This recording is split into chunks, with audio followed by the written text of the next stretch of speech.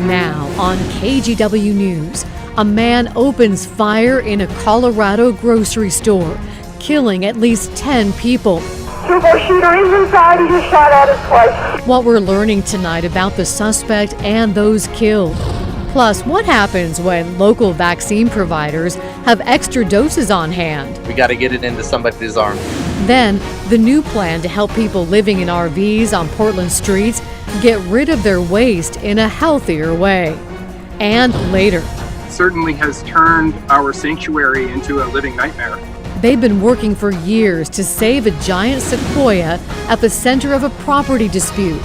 Now, someone's poisoned the 100-year-old tree. We begin tonight with the tragedy in Colorado. 10 people are dead, including a police officer, in a mass shooting at a supermarket in Boulder. Police say the officer is 51-year-old Eric Talley.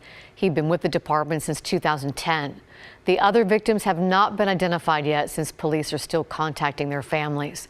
A suspect is in custody and is getting medical treatment. Police don't have a motive yet. Our sister station spoke with a man whose granddaughters were in the store during the shooting. They are physically okay. And they're okay. You know, every city is susceptible, but there's a way in which I would think that, well, this wasn't going to happen in Boulder. And now we know better. A man was spotted in handcuffs being led by officers away from the store. Police haven't said exactly who that man is yet, but they do add there's no further threat to the community. We will keep you updated as new details emerge. Look to kgw.com for the very latest. Turning now to COVID vaccination efforts in our area, we're at a point now where there are enough doses.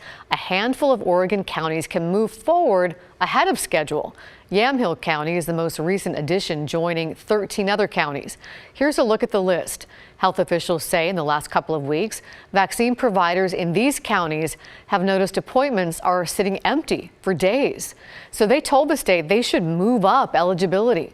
Today, the governor gave them the go-ahead to do that, and those counties can start vaccinating people in Group 6, and that includes people ages 45 to 64 with underlying health conditions, migrant and seasonal farm workers, food processing workers, and people who are homeless, among others.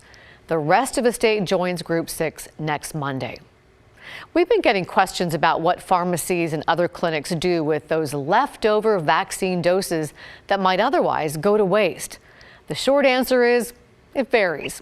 Catherine Cook talked with several vaccination sources about their policies.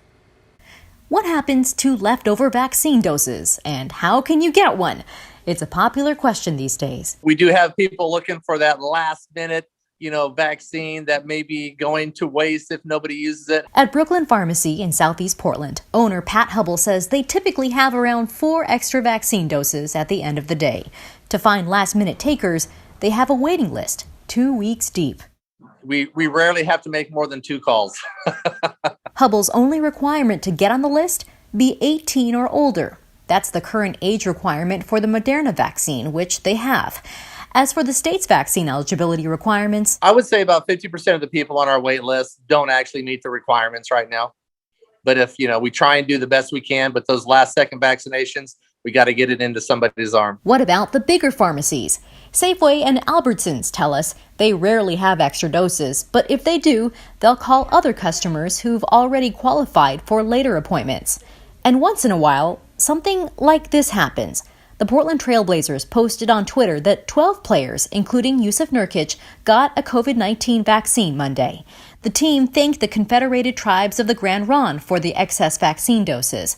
They noted the tribes began offering the vaccine to the general public in February as a way to help Oregon and the nation to move past the pandemic. For many people, the broad spectrum of how extra doses are distributed raises questions about ethics. That concern about efficient distribution of the vaccines has to be balanced against matters of equity. Dr. Courtney Campbell is a medical ethicist at Oregon State University. You don't want vaccines to go to waste. There's no question about that. But he believes pharmacies and clinics should be efficient and transparent about extra doses, and that they shouldn't just go to people with inside access to them.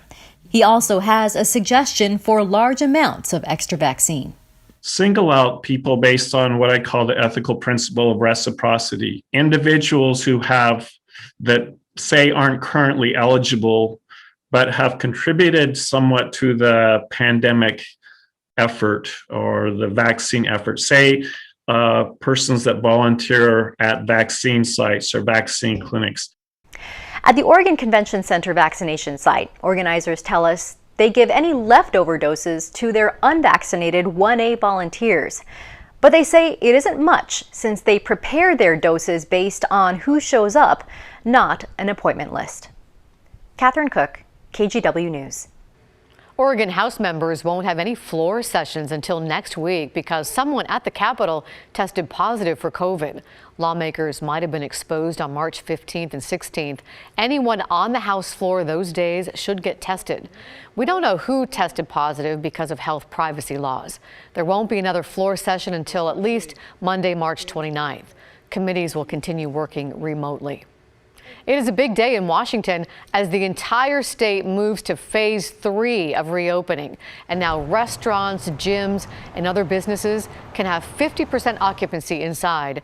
And sporting events can allow 25% capacity in the stands. Physical distancing and mask wearing is still required. At Beach's restaurant in Vancouver, there are a lot more seats available. Going from 25% to 50% means they can have up to 150 diners inside. Workers we talk with say it is a big step in the right direction. I mean, it's exciting. It's still definitely not where we want to be, but we got to add a lot more tables. We can have parties of up to 10 people now instead of 6. So I know that makes people happy and us happy because we don't like having to split everybody up. Also part of phase 3, large indoor events like concerts and school graduations can have up to 400 people. In Portland's homeless crisis, people who are houseless and living in RVs are now getting some help from the city. The Bureau of Environmental Services just launched a pilot program aimed at dealing with waste. Mike Benner explains. In certain pockets of North Portland, really in many places across the city, you'll find RVs providing shelter to the houseless. In a stressful living condition, going to a disposal site, which are few and far between, can be difficult. Diane Dolkin says Portland's Bureau of Environmental Services is making it less difficult with its pilot pump-out program. Once a week, the city will go to an area with a high concentration of RVs and pump out the waste. The goal is, can we pump out the service, prevent discharges to storm drains, Green Street planters, the street, other places that affect our environment and people. Dolkin says the program launched last week. Crews serviced a total of 10 RVs across 3 different neighborhoods. They hope to eventually drain 7,500 gallons of waste out of 20 RVs a week.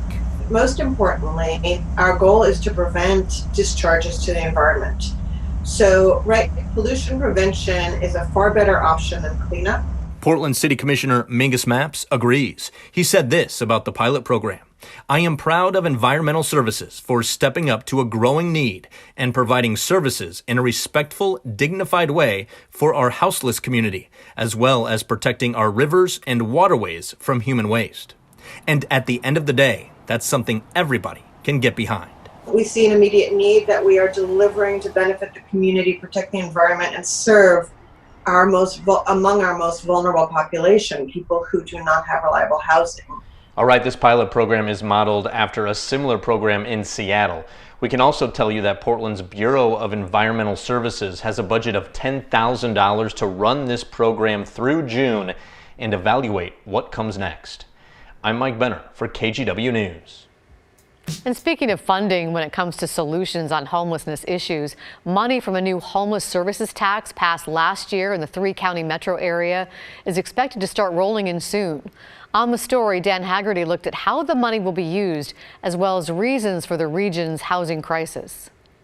Metro hopes the money will get 5,000 people into housing and help another 10,000 from becoming homeless. Lori wrote me and asked, I spend a fair amount of time talking about homeless issues with family, neighbors, etc. I hear all kinds of things, but I don't know what is actually true. For instance, is it true that Portland, California, and Seattle are homeless magnets because of lax laws? Or is the data on homelessness similar in other cities and regions? What is the real reason for the rise? Well, our programs and services are a factor, but we're not the only major city with progressive policies to battle homelessness. That being said, even accounting for population differences, we do seem to have a much bigger problem here. I asked the regional housing director for Metro, the person in charge of all that new tax money, about that. First of all, the housing crisis is a national crisis. It is not unique to the Northwest or the West Coast. It is being experienced across the nation. And I think one of the biggest determining factors is the rate at which rents have increased versus the incomes of folks staying flat.